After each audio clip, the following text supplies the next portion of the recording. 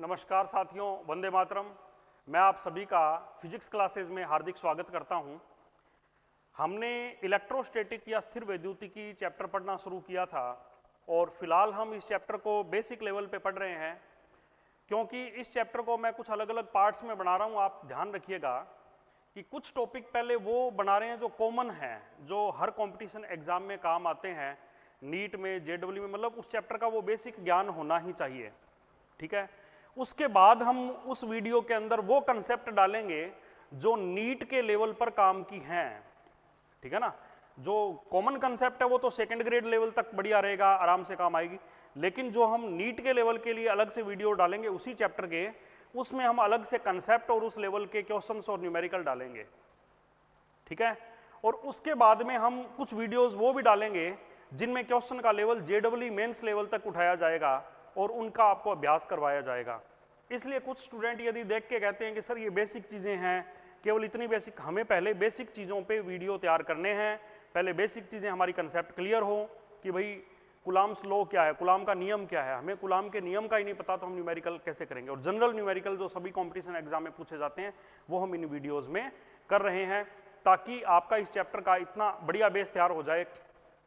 Second grade, NEET, इनमें आपके बहुत बढ़िया हेल्प मिलेगी और मैं कहता हूं 100% आपके क्वेश्चन कवर होंगे। फिर कुछ जो मैं एडिशनल फीडबैक के वीडियोस 2-3 और डालूंगा जिसमें नीट के अलग से क्वेश्चंस और अलग से जो कंसेप्ट जुड़ी हुई है, जो आपको अलग से पढ़नी है, उनके वीडियोस में हम और डाल देंगे तो उसका आपको फायदा पूरा मिलेगा। तो आप वीडियो को इसी प्रकार से सहयोग देते हुए देखते रहें और ज़्यादा से ज़्यादा शेयर भी करें ताकि सभी विद्यार्थियों को इसका लाभ मिले। देखिए, आपने जो पहले पढ़ा है उसमें विद्युत क्षेत्र की तीव्रता और उस पर हमने कुछ न्यूमेरिकल किए थे। यह हमारा वीडियो नंबर 4 है, विद्युत विभव। सबसे पहले तो मैं आपको यह बता दूं विद्युत विभव होता क्या है। विद्युत विभव होता है, जैसे देखिए ये एक आवेश है, इस आवेश के चारों ओर इसका एक क्षेत्र होगा, इसका पर्सनल एरिया होगा। उस एरिया में जैसे होता है ना कि ये उस ठाकुर का एरिया है, उसमें कोई दूसरा आ गया तो ठाकुर भगा देगा, वो कहानी है। यहाँ दूसरा आवेश यदि आ गया तो ये उस पर बल लगाएगा और इस काल्पनिक क्षेत्र को हम कहते हैं विद्युत क्षेत्र। क्या कहते हैं? विद्युत क्षेत्र। इस विद्युत क्षेत्र में धनावेश आया तो ये उसको दूर भगाएगा और ऋणावेश आया तो ये उसको अपने पास खींचेगा। ये हमने पहले पढ़ लिया है, विद्युत क्षेत्र हमने पढ़ लिया है। इसका मतलब ये हुआ कि यदि मुझे किसी आवेश को अनंत से इस विद्युत क्षेत्र में लाना है, अनंत से इस विद्युत क्षेत्र में लाना है, तो ये तो प्रतिकर्षित करेगा। फिर भी मुझे अपनी एनर्जी लगाकर, अपनी ताकत लगाकर इसको यहां तक लाना पड़ेगा। तो विद्युत क्षेत्र के अंदर, अनंत से विद्युत क्षेत्र के अंदर किसी बिंदु तक विद्युत प्रतिकर्षण के विरुद्ध, ये प्रतिकर्षित कर रहा है और हम विरुद्ध में ला रहे हैं, इस विद्युत प्रतिकर्षण बल के विरुद्ध इकाई धनावेश को लाने में किया गया कार्य विद्युत विभव कहलाता है। मतलब एक कूलाम धनावेश को अनंत से विद्युत क्षेत्र के किसी बिंदु तक विद्युत प्रतिकर्षण बल के विरुद्ध लाने में किया गया कार्य विद्युत विभव कहलाता है। तो विद्युत विभव एक प्रकार का कार्य है, एक प्रकार की ऊर्जा है, क्योंकि कार्य और ऊर्जा तो पर्यायी हैं। तो यह आपको बात समझ में आ गई होगी कि विद्युत विभव क्या है, एक प्रकार का कार्य है और एक प्रकार की ऊर्जा है। ठीक है। अब सपोज कीजिए कि ये विद्युत क्षेत्र है और आवेश को यहां तक लाने में, एक कूलाम आवेश को यहां तक लाने में मुझे कार्य करना पड़ेगा। लेकिन प्रॉब्लम यह है, हमारे पास एक कूलाम आवेश है ही नहीं, हमारे पास तो क्यू कूलाम आवेश है या Q0 कूलाम आवेश है। तो भी कोई समस्या नहीं है, क्योंकि Q0 कूलाम को लाने का वर्क है यदि W, तो एक कूलाम को लाने का वर्क होगा W/Q0 और वो विद्युत विभव के बराबर होगा। तो देखिए, अनंत से इकाई धनावेश को विद्युत क्षेत्र में स्थित किसी बिंदु तक लाने में जितना कार्य करना पड़ता है उसे उस बिंदु का विद्युत विभव कहते हैं। अनंत पर विद्युत विभव को 0 माना जाता है। अनंत पर विद्युत विभव को क्या माना जाता है? 0। और हम ये कहते हैं विद्युत विभव एक प्रकार का कार्य है, विद्युत विभव एक प्रकार का कार्य है। कोई चीज समझ में नहीं आए तो आप वीडियो को रिपीट करें, कम स्पीड करके देखें, और यदि आपको फटाफट समझ में आ रहा है तो आप स्पीड को बढ़ा के भी देख सकते हैं। तो समय को उस हिसाब से आप यूटिलाइज करें। यह एक अदिश राशि है, मतलब इसकी कोई दिशा नहीं है, ये एक स्केलर क्वांटिटी है। ये क्या है? एक स्केलर क्वांटिटी, अदिश राशि है। तो ये आप ध्यान रखना। इसके बाद में है विद्युत विभव के इकाइयां और मात्रक। विद्युत विभव की इकाइयां और मात्रक। देखिए, मात्रक और विमा, इसका मात्रक क्या होगा? कार्य का मात्रक जूल होता है, आवेश का मात्रक कूलाम होता है, तो इसका मात्रक आ गया जूल बटे कूलाम या 1 वोल्ट। ठीक है, जूल बटे कूलाम या वोल्ट आ गया। समझ में आया? अब इसका सीजीएस में मात्रक क्या है? इस सीजीएस में मात्रक होता है ईएसयू या स्थित वोल्ट या स्टेट वोल्ट, कुछ भी कहिए। ठीक है ना? 1 वोल्ट बराबर 1/300 स्टेट वोल्ट होता है। ये कहां से आया? क्योंकि 1 वोल्ट बराबर होता है 1 जूल बटे 1 कूलाम। इस पूरे को सीजीएस में बदलिए। 1 जूल में कितने अर्ग होते हैं? 10⁻7 अर्ग होते हैं। और 1 कूलाम में कितने स्टेट कूलाम होते हैं? 3 × 10⁹ स्टेट कूलाम होते हैं या ईएसयू होता है। अब इसको आप सोल्व करेंगे तो ये आएगा 1/300 स्टेट वोल्ट। इस प्रकार से आप सीजीएस में भी इसको परिवर्तित कर सकते हैं। तो ये आप ढंग से पढ़िएगा, क्योंकि ज्यादा हम समय खराब नहीं करेंगे। आगे देखिए, विद्युत विभव कितने प्रकार का है? तो विद्युत विभव विमीय सूत्र अपने को ये पढ़ना है। आपने पढ़ा है विद्युत विभव होता है कार्य बटे आवेश। कार्य का विमीय सूत्र आपने पढ़ा है mL2T-2, mL2T-2। याद रखना, कार्य का विमीय सूत्र क्या हुआ? mL2T-2। मैं वीडियो इस प्रकार से तैयार कर रहा हूं कि बोर्ड एग्जाम से लेकर हर कंपटीशन एग्जाम में ये आपके काम आ जाएं। इस हिसाब से तो मैं जो थ्योरी डेफिनेशन बता रहा हूं उसके भी आप बढ़िया से नोट्स बनाइए, आगे पढ़िए। आवेश की इकाई होती है कूलाम और विमीय सूत्र होता है A/T।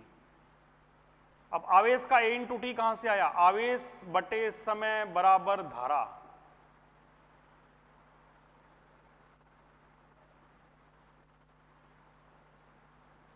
आवेश बटे समय बराबर धारा, तो आवेश बराबर आ गया धारा इंटू समय।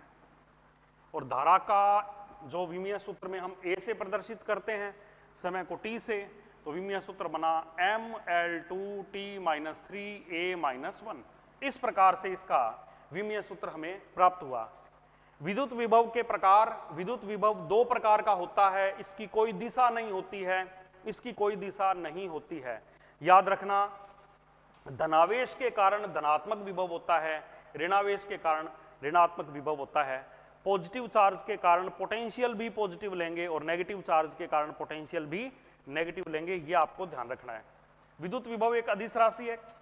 विद्युत विभव एक अदिश राशि है।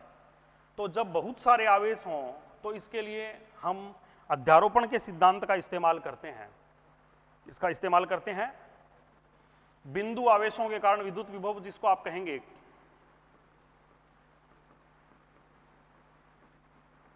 अध्यारोपण का सिद्धांत। बिंदु आवेश के कारण विद्युत विभव को क्या कहेंगे? अध्यारोपण का सिद्धांत। मान लीजिए आपके पास बहुत सारे आवेश हैं, Q1, Q2, Q3, -Q4, ऐसे बहुत सारे हैं।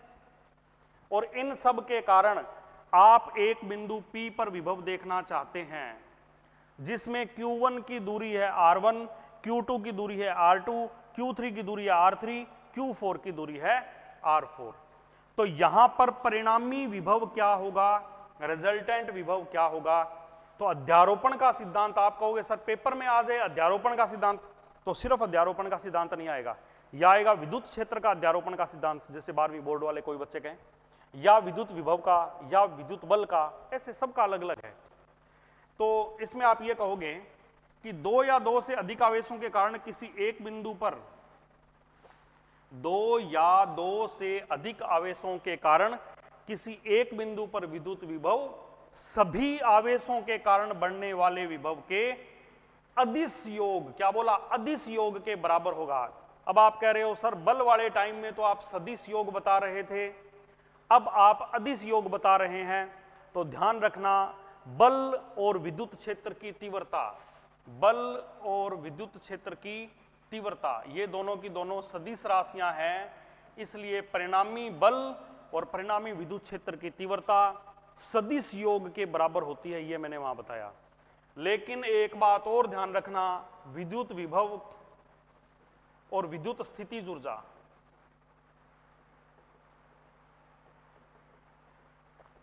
ये दोनों की दोनों अदिश राशियां हैं, इसलिए परिणामी विभव सभी आवेशों के कारण बढ़ने वाले विभव के अदिश योग के बराबर होगा। किसके बराबर होगा?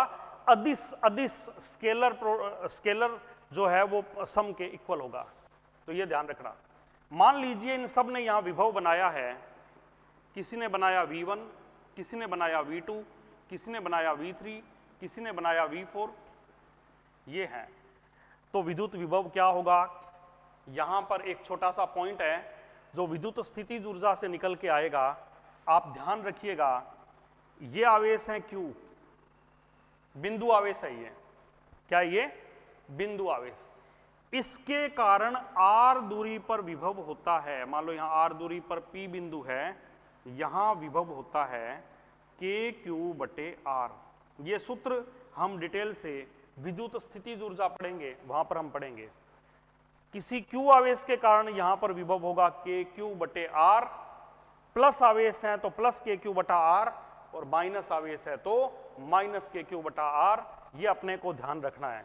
तो Q1 के कारण यहां विभव क्या होगा? Q1 के कारण यहां विभव KQ1/R1, Q2 के कारण यहां विभव क्या होगा? KQ2/R2, Q3 के कारण क्या होगा? KQ3/R3, Q4 के कारण क्या होगा? अब Q4 माइनस है, माइनस KQ4/R4। ऐसे सभी का आप सम कर दीजिए, जोड़ कर दीजिए, परिणामी विद्युत विभव आपको प्राप्त हो जाएगा। समझ में आया? समझ में आ गया? अब अपने देखेंगे विद्युत विभवांतर। क्या देखेंगे? विद्युत विभवांतर। विद्युत विभवांतर को आप ढंग से समझिए। देखिए, मैंने कहा ये एक आवेश है और इस आवेश के चारों ओर ये क्या है? विद्युत क्षेत्र। ठीक है। मैंने कहा अनंत से किसी आवेश को ए बिंदु तक लाने में, अनंत से किसी एक कूलाम आवेश को ए बिंदु तक लाने में किया गया कार्य ए पर विद्युत विभव है। ठीक है।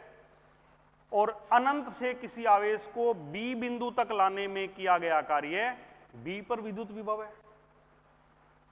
यही पढ़ा हमने।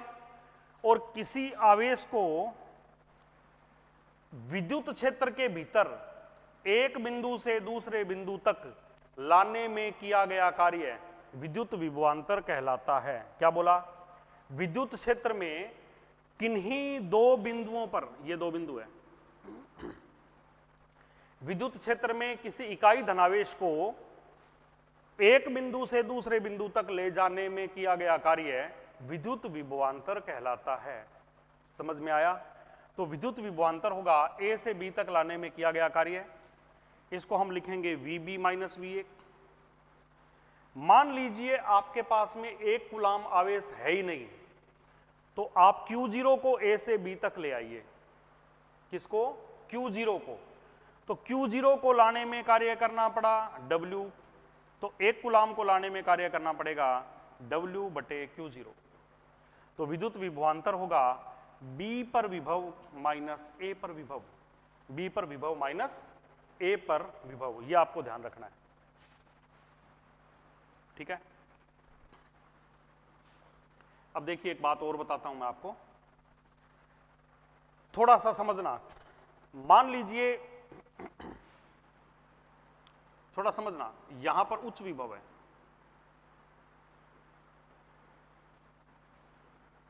और यहां पर निम्न विभव है। यहां पर उच्च विभव है, यहां पर निम्न विभव है। तो विद्युत क्षेत्र की तीव्रता उच्च से निम्न की ओर बनेगी, बनेगी। मैंने क्या किया, एक आवेश Q0 को छोड़ दिया तो वो यहां से यहां भागेगा, क्योंकि इस आवेश Q0 पर बल विद्युत क्षेत्र की दिशा में लगेगा। तो A से B तक हम जब लाएंगे तो इस विद्युत क्षेत्र ने कितना कार्य किया। A से B तक जब ये आवेश आ रहा है, अपने आप ही आ रहा है, वो ला रहा है ये विद्युत क्षेत्र। क्यों ला रहा है? क्योंकि ये इस पर Q0 E बल लगा रहा है, ये वाला इस पर Q0 E बल लगा रहा है, तो ये विद्युत क्षेत्र इसको पकड़ के यहां से यहां ला रहा है, ठीक है ना। जब ये विद्युत क्षेत्र A से B तक ला रहा है तो निश्चित रूप से जब कार्य होगा इस पे तो इसकी गतिज ऊर्जा बढ़ेगी, कार्य होगा तो गतिज ऊर्जा बढ़ेगी। तो ध्यान रखना कि Q0 की गतिज ऊर्जा देखिए, एक कूलाम को A से B तक लाने का किया गया कार्य क्या होगा, VB माइनस VA। एक कूलाम को यहां से यहां तक लाने का कार्य होगा VB माइनस VA।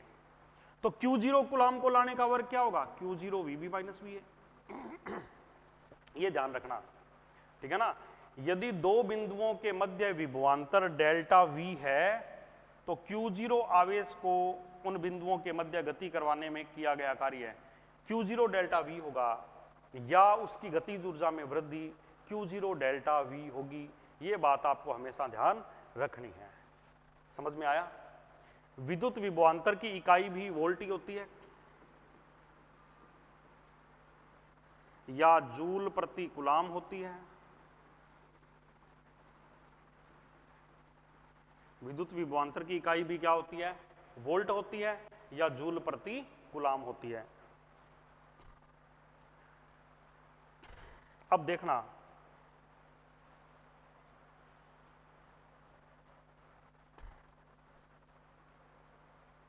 मैं आपको एक बात बता रहा हूं, ये Q आवेश है, इसके कारण R दूरी पर P बिंदु है। यहां पर विद्युत क्षेत्र की तीव्रता होगी KQ बटा R स्क्वायर, और विद्युत विभव होगा KQ बटा R। मतलब विद्युत क्षेत्र की तीव्रता दूरी के वर्ग के व्युत्क्रमानुपाती होती है, और विद्युत विभव दूरी के वर्ग के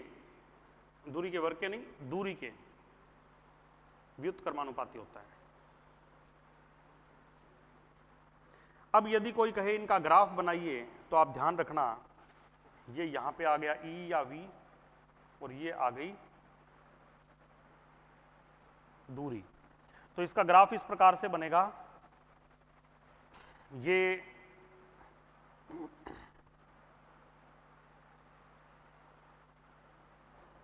जो ऊपर ग्राफ दिख रहा है वो है V का, और जो ये नीचे ग्राफ दिख रहा है वो है E का। समझ में आया? तो आपको इस प्रकार से इनमें ग्राफ आ जाए तो आपको बताना है, जैसे जैसे दूरी बढ़ेगी विद्युत क्षेत्र की तीव्रता घटेगी, विद्युत विभव भी घटेगा।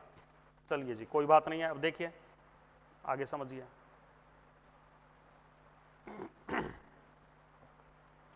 अब हमारे पास में दो बिंदु आवेश हैं, एक है प्लस Q, एक है माइनस Q, ठीक है। हम यहां से आगे बढ़ रहे हैं, यहां पर इसके कारण प्लस विभव होगा, इसके कारण माइनस विभव होगा, लेकिन चूंकि दूरी प्लस वाले की कम है, दूरी प्लस वाले की क्या है, कम है, तो कॉमन सी बात है कि प्लस वाले का विभव ज्यादा रहेगा और माइनस वाले का विभव कम रहेगा। तो परिणामी विभव धनात्मक होगा, मतलब बीचों बीच में तो विभव हो जाएगा जीरो, क्योंकि इसकी वजह से प्लस, इसकी वजह से माइनस, दोनों मिलके जीरो। लेकिन यहां तक इसका प्रभाव ज्यादा है और यहां पर इसका एरिया आ गया, माइनस का प्रभाव ज्यादा है। तो यहां से आप जैसे जैसे आगे बढ़ेंगे दूरी घटेगी, दूरी बढ़ेगी, विद्युत विभव घटेगा। इसलिए यहां से यहां तक का ग्राफ तो देखिए इस प्रकार से घट रहा है लगातार, और बिल्कुल बीच में आके जीरो हो गया। इसके बाद जैसे जैसे आप माइनस की ओर जाएंगे तो माइनस में बढ़ेगा, ये माइनस में बढ़ रहा है, तो ये ग्राफ इस प्रकार से बनेगा। क्लियर? यहां पे देखिए,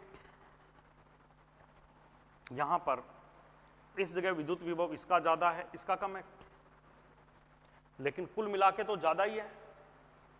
तो विद्युत विभव धीरे धीरे धीरे धीरे जैसे जैसे आगे बढ़ोगे, इसका विभव घटता जाएगा, इसका विभव बढ़ता जाएगा। Q1 का प्लस Q1 का तो प्लस Q वाले का तो क्या होगा,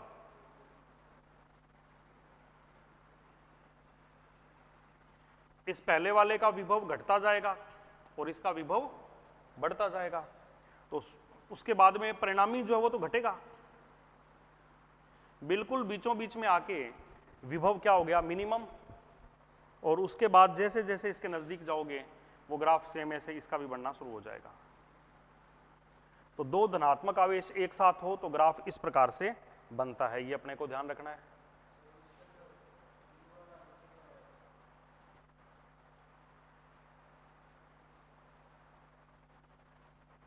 एक मिनट, ये आपने अभी बिंदु आवेश के कारण पढ़ा है।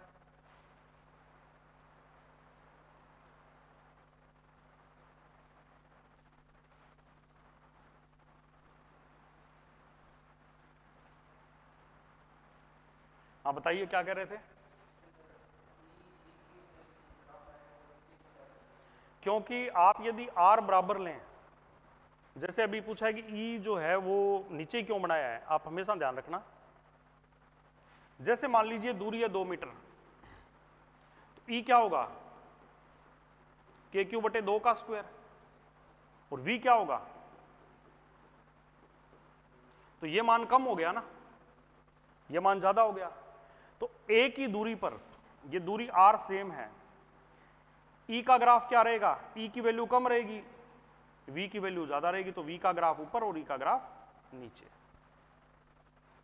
हर जगह पे V की वैल्यू क्या रहेगी, ज्यादा, E की वैल्यू क्या रहेगी, कम। तो इसलिए E नीचे और V ऊपर। इस एग्जाम्पल से आपको बात समझ में आ गई होगी।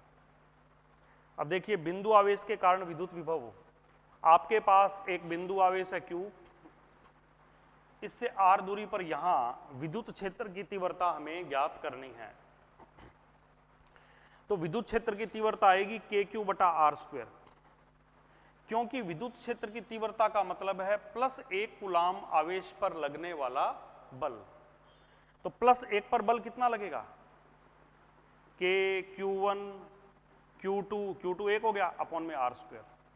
तो विद्युत क्षेत्र की तीव्रता KQ बटे R स्क्वायर आ गई, और K की वैल्यू 1/4 पाई एप्सिलॉन 0। और विद्युत विभव क्या आएगा, KQ बटा R, और ग्राफ इनका इस प्रकार से आएगा। इकट्ठा ग्राफ आए तो भी मैं भी आपको बता चुका हूं। तो इस प्रकार से ये आपका विद्युत विभव भी टॉपिक पूरा हुआ। ठीक है, अब पहले अपने विद्युत विभव पे कुछ न्यूमेरिकल कर लेते हैं। न्यूमेरिकल करने के बाद में अपने आगे बढ़ेंगे। विद्युत बल रेखाएं ये बाद में पढ़ते हैं, पहले अपने इस पे कर लेते हैं कुछ न्यूमेरिकल।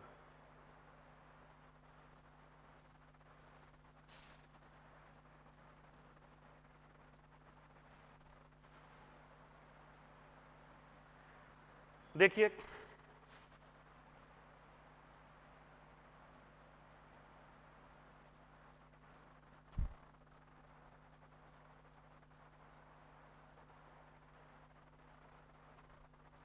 क्या देखते हैं, कोई खाली पेज आ जाए।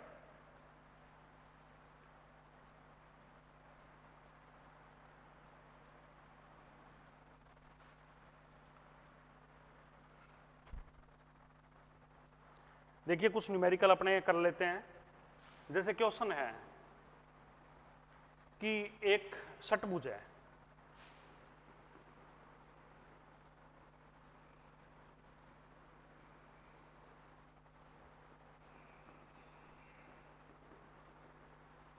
एक षटभुज के प्रत्येक कोने पर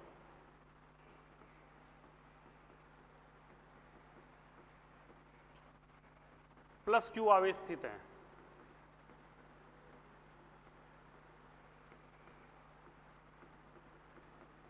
तो केंद्र पर विभव क्या होगा,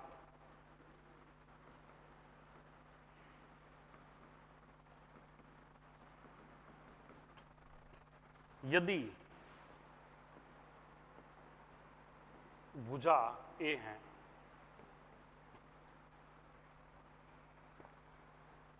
अब देखिए ये षटभुज है, इसके प्रत्येक कॉर्नर पर आवेश रखा गया है Q।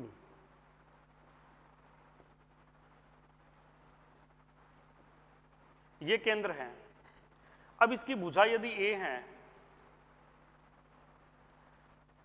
तो आपको पता है कि षटभुज का ये कोण 60 डिग्री होता है, सॉरी 120 डिग्री होता है, 120 होता है। और आप इसको यदि मिलाते हैं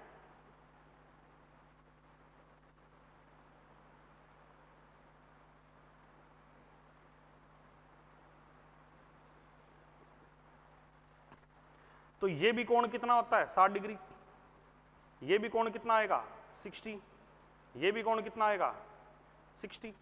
तो क्या ये समबाहु त्रिभुज बन गया? और जब ये समबाहु त्रिभुज बन गया तो इसकी भुजा कितनी आएगी? तीनों भुजाएं समान, मतलब केंद्र से दूरी a आएगी सभी की।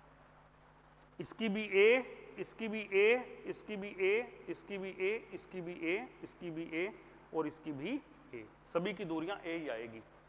तो परिणामी विभव होगा सभी 6 आवेशों के कारण बनने वाले विभव के बराबर, मतलब 6 इंटू KQ बटे R। R किस जगह पे कौन आ गई? दूरी A। ये अपना रहेगा फाइनल आंसर 6 इंटू KQ बटे A। समझ में आ गया? तो इस प्रकार से आप करोगे। नेक्स्ट देखिए,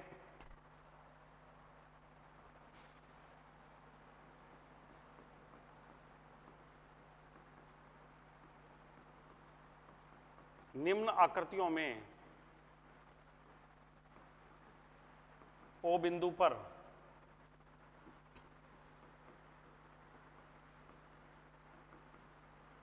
विभव ज्ञात कीजिए।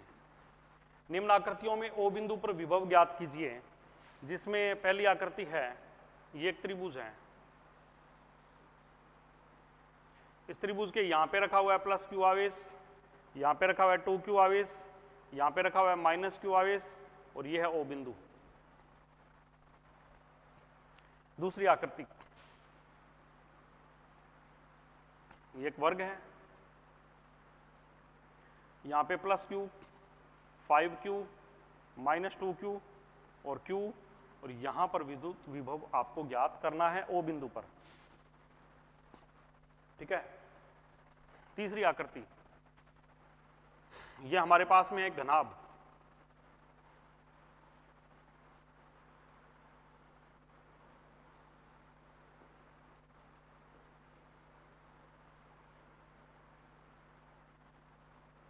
जिसके हर एक कोने पर Q आवेश है।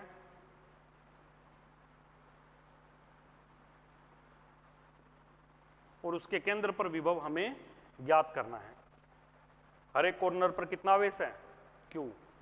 और हमें इसके केंद्र पर विद्युत विभव का मान ज्ञात करना है। तो देखिए कैसे करेंगे। सबसे पहले हम फर्स्ट को लेते हैं। हमें सबसे पहले तो हर एक की दूरी पता होनी चाहिए। भुजा A है तो ये दूरी क्या होगी? ये दूरी हमें R है, ये दूरी ज्ञात करनी है। ये दूरी कितनी है? A। ठीक है। ये दूरी जब A है तो ये आधी दूरी कितनी हो जाएगी? A बटा 2। ये पूरी भुजा का कोण जो है ये 60 डिग्री है, तो ये आधा कोण कितना हो जाएगा? 30 डिग्री। अब आपको तो ये दूरी ज्ञात करनी है, ये वाली, ये दूरी R ज्ञात करनी है। ठीक है। R आ जाए तो आपका सारा काम इसमें निपट सकता है। तो देखिए ये आधार है A बटा 2, ये आधार कितना आया है? A बटा 2, और हमें ये R ज्ञात करना है।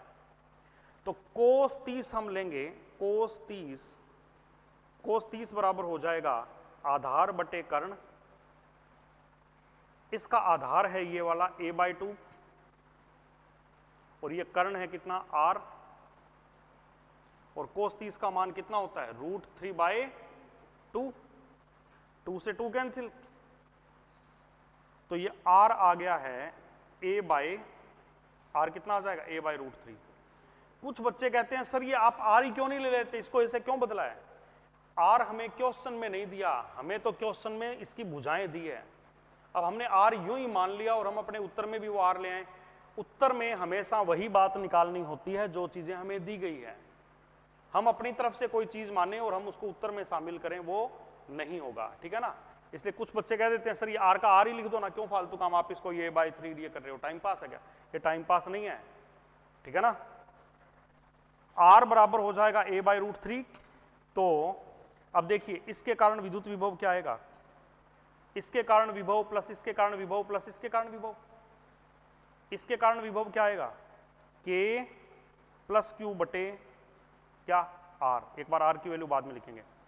इसके कारण k 2q बटे आर, और इसके कारण माइनस होगा माइनस kq बटे आर। अब देखिए ये दोनों तो कट गए और आपके पास में विद्युत विभव बचा है k2kq बटे आर, जिसको लिख सकते हो 2kq बटे आर की जगह लिखेंगे a अपॉन में रूट 3। ये आपका फाइनल आंसर आ जाएगा यहाँ केंद्र पर विद्युत विभव, ठीक है। कर सकते हो आप आराम से, कोई प्रॉब्लम नहीं है, ठीक है। चलिए जी, अब नेक्स्ट क्वेश्चन अपने देखते हैं।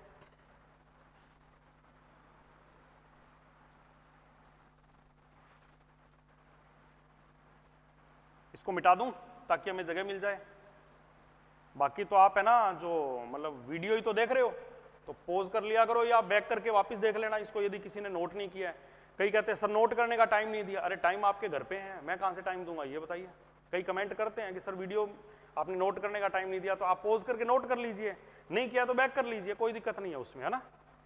इसको देखिए, इसमें भी भुजा कितनी बताई है, भुजा तो ए ही बताई है ना।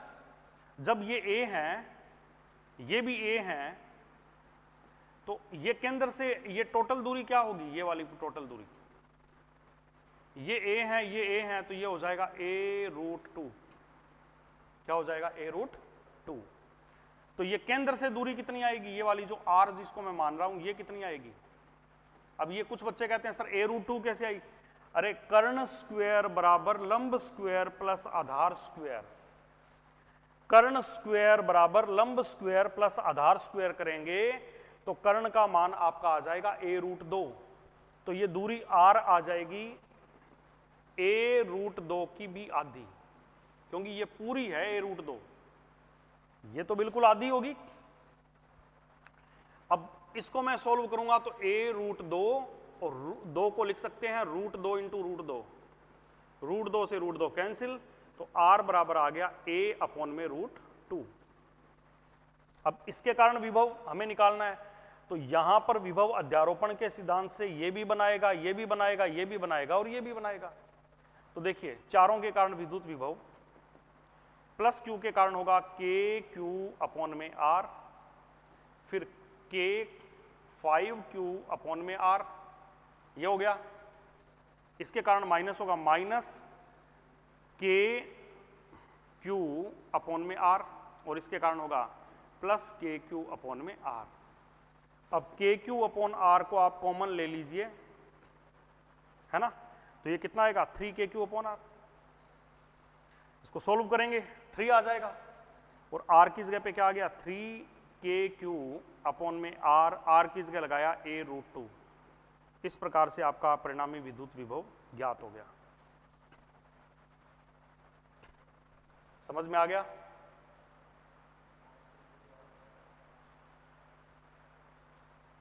ठीक है, इसके कारण 5kq अपॉन में r, सॉरी ये गड़बड़ हो गया, 5kq अपॉन r आना था, कितना आना था 5kq अपॉन r, ये थोड़ा सा अपना गड़बड़ हो गया, 5kq अपॉन में r, और यहाँ पे आ जाएगा 5 रूट 2। मैनुअल मिस्टेक है, कई बार हो जाती है, कोई बड़ी बात नहीं है। तो इस प्रकार से आप विद्युत विभव यहाँ भी ज्ञात कर सकते हैं, कोई इसमें लंबी चौड़ी समस्या नहीं है। अच्छा अब आगे देखिए ये क्वेश्चन,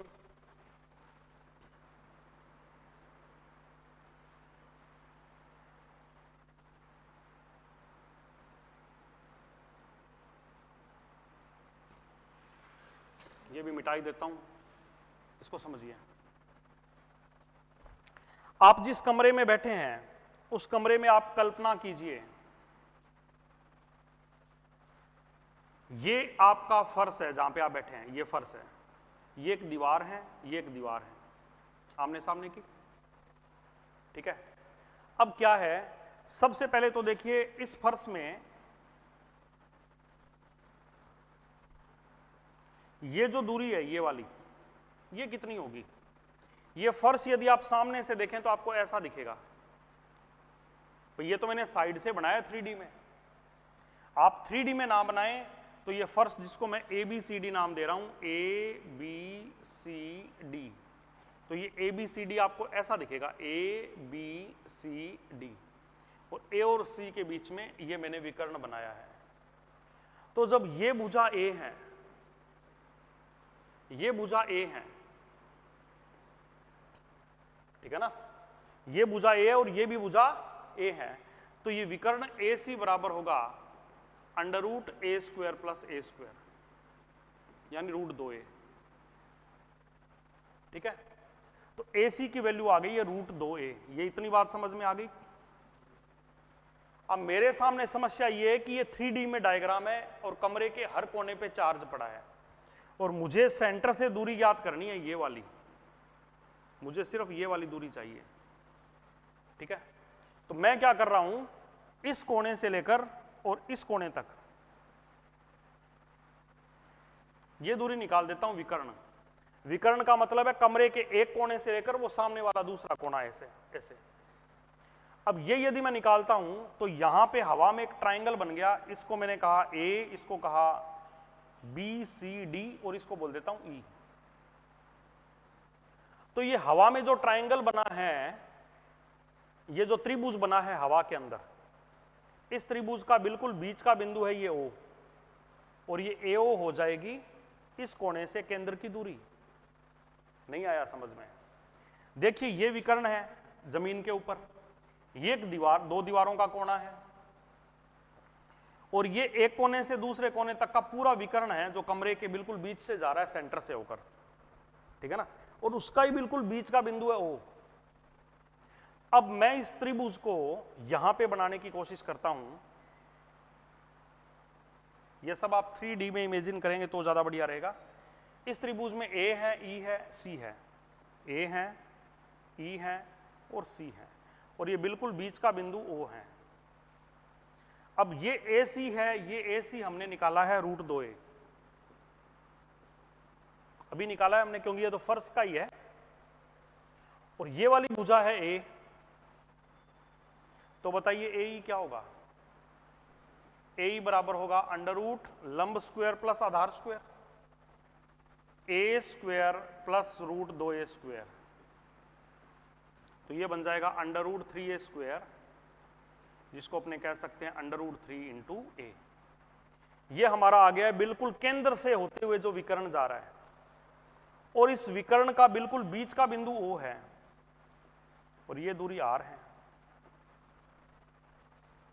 तो R बराबर क्या हो जाएगा? R बराबर हो जाएगा AE का आधा, यानी √3A/2। ये आ गया है इस आवेश की केंद्र से दूरी, और सभी आवेश इस घन के कोणों पर पड़े हैं, इस क्यूब के कॉर्नर पर पड़े हैं, तो सभी की दूरी बराबर ही तो आ जाएगी RR, है ना।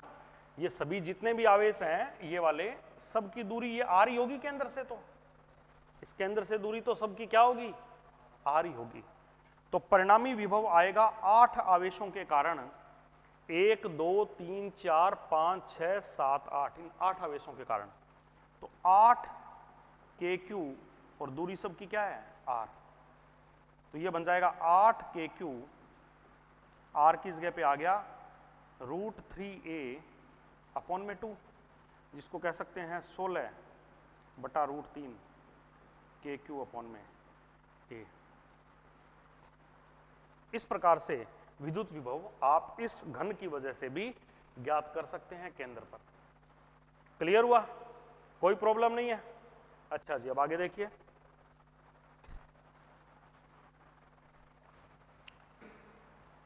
एक प्रश्न और।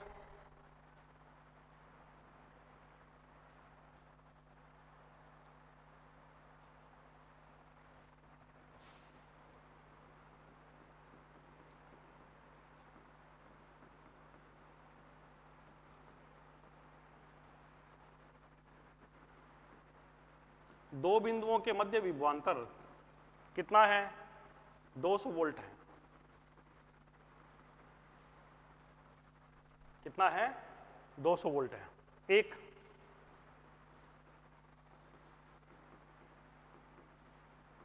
प्रोटॉन उनके मध्य गति कर रहा है,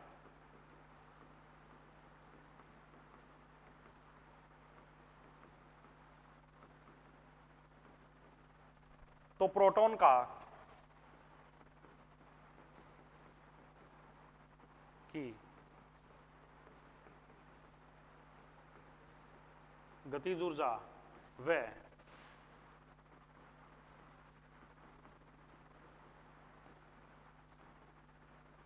वेग ज्ञात कीजिए। अब ये दो बिंदु है, इनके बीच विभवांतर है 200 वोल्ट। तो एक कूलाम आवेश जब यहां से यहां जाएगा तो किया गया कार्य 200 वोल्ट होगा। भाई विभवांतर 200 वोल्ट का मतलब यह हुआ कि एक कूलाम आवेश जब एक बिंदु से दूसरे बिंदु तक जाएगा तो विभवांतर कितना होगा, मतलब किया गया कार्य कितना होगा? 200 जूल होगा। होगा या नहीं? तो गतिज ऊर्जा परिवर्तन क्या होगा?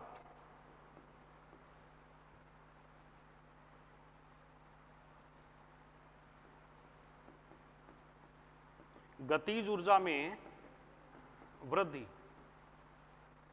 ये ऊर्जा है ना, क्या होगी? Q delta V। Q delta V, ये गतिज ऊर्जा में परिवर्तन होगा। Q प्रोटॉन का आवेश कितना होता है? 1.6 गुना 10 की घात -19 इंटू 200 बराबर में हो जाएगा 3.2 गुना 10 की घात -17 जूल। यह आ गई गतिज ऊर्जा में वृद्धि। क्लियर? अब कह रहे हैं कि बताइए प्रोटॉन जो है उसका द्रव्यमान वेग कितना होगा? प्रोटॉन का वेग कितना होगा? तो गतिज ऊर्जा में वृद्धि हो गई 12 mv²।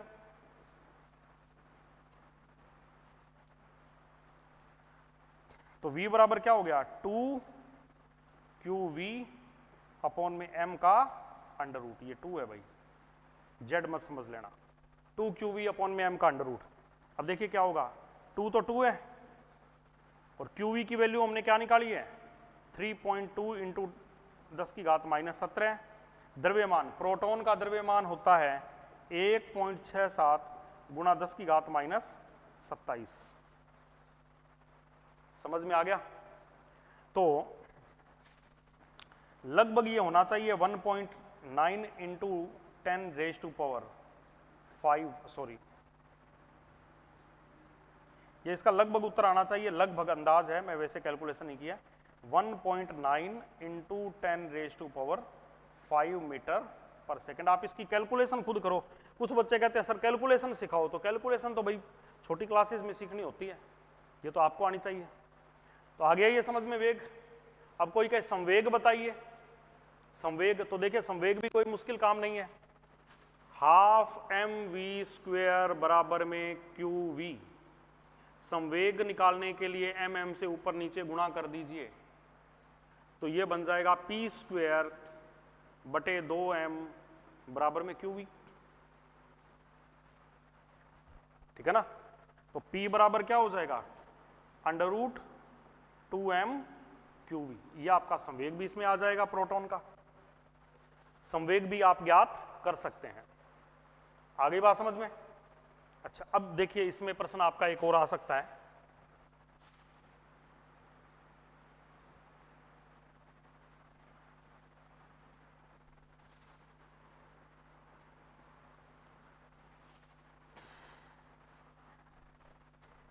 देखिए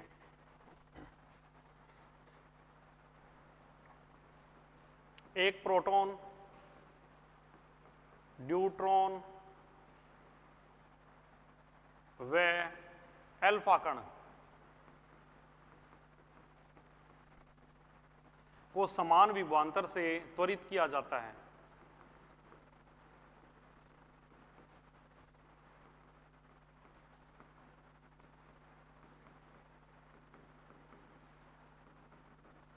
को समान विभवांतर से त्वरित किया जाता है, तो उनके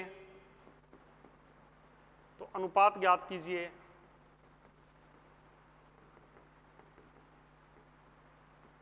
किस चीज का अनुपात ज्ञात कीजिए? नंबर 1 गतिज ऊर्जा का अनुपात ज्ञात कीजिए।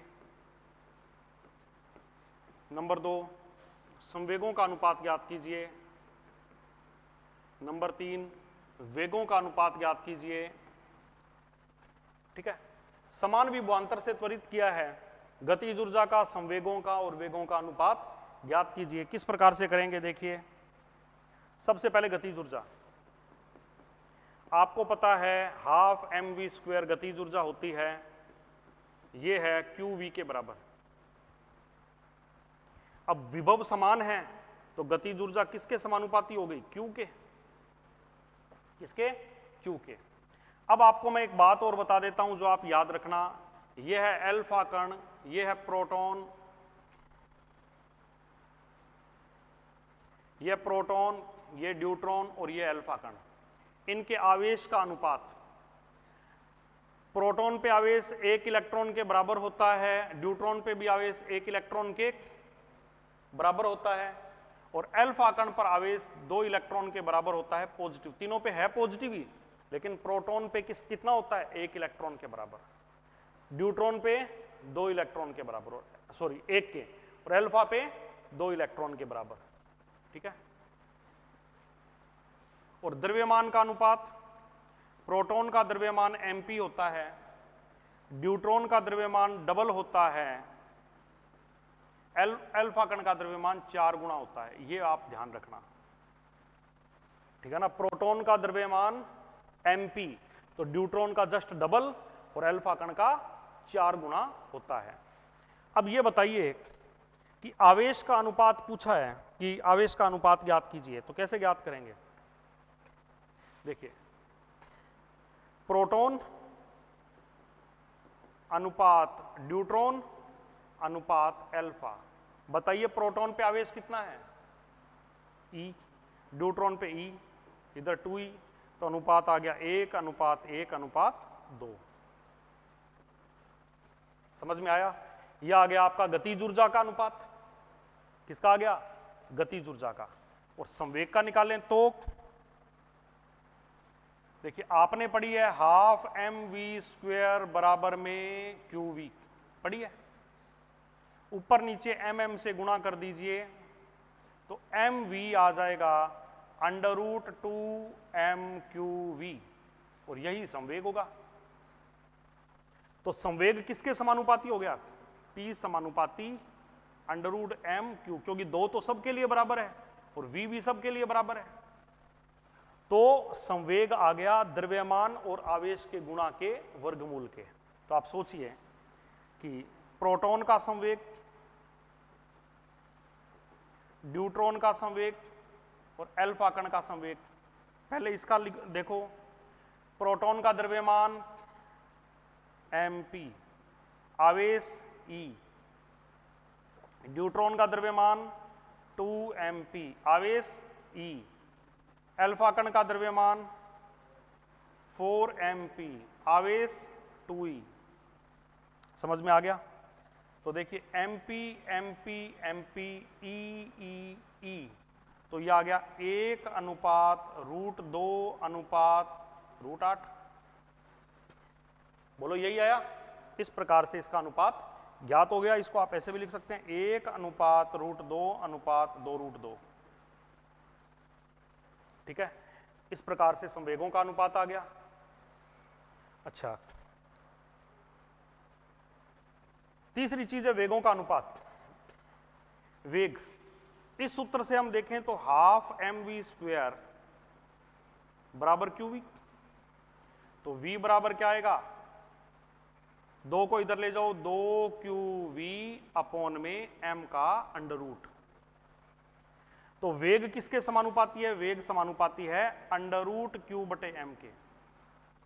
किसके? √q/m के। तो बताइए प्रोटॉन का वेग, ड्यूट्रॉन का वेग और अल्फा कण के वेग का अनुपात होगा। देखिए प्रोटॉन पे आवेश कितना होता है? प्रोटॉन पे आवेश E होता है। कितना होता है? E। अरे नींद मत ले लेना भैया, आराम आराम से पढ़ते रहो। प्रोटॉन पे क्या हो गया? E। द्रव्यमान कितना हो गया? mp। ड्यूट्रॉन पे कितना हो गया द्रव्यमान? देखिए आवेश कितना? E, द्रव्यमान 2mp। अल्फा कण पे कितना होगा आवेश, आवेश होगा 2e और द्रव्यमान 4 mp, e mp mp mp, क्या बचा 1:1/2,